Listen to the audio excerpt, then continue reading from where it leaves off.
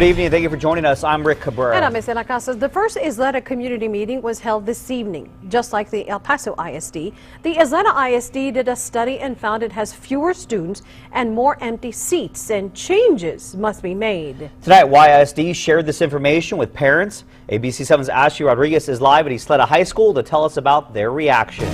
Ashlie? Well, Rick, Estela, their reaction was mixed, but for the most part, parents left the meeting positive and open-minded. The superintendent treated the meeting like a one-on-one conversation, and parents could address him directly, and they left the meeting feeling heard. You say that you need $300 million, right? Minimum. Okay. Where's that money going to come from? It was a packed house, about 400 to 500 people packed into the YISD auditorium. What would be the ratio of teacher per student, and what's going to happen to the teachers at whatever school you close? For many, this is their first time learning what Superintendent Dr. Xavier de la Torre is suggesting. I think it's a good idea. Not really.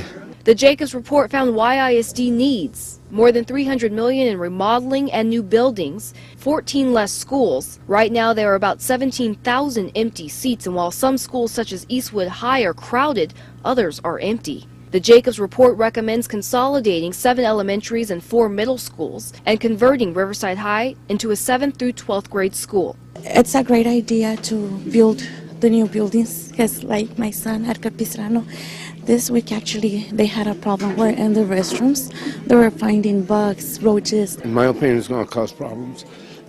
Besides that, the congestion of the new school, being more students, being more cars and more people going to pick up their kids, which I think is going to be kind of hectic.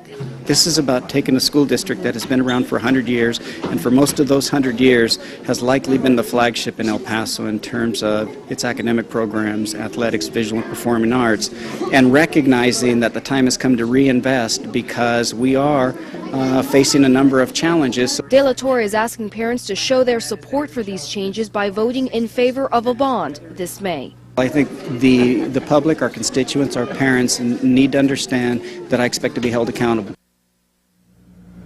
The meeting even had video renderings of new and improved schools, and the goal isn't just to get parents on board, but to share the vision of a reinvented and resurrected YISD. But they're going to have to consider the cost that goes into this vision and whether it's worth a multi-million-dollar bond. Estela? A lot of millions. Okay, thank you very much, Ashlie, for the latest on this. And by the way, there's another meeting scheduled for tomorrow at Del Valle High School starting at 6 p.m.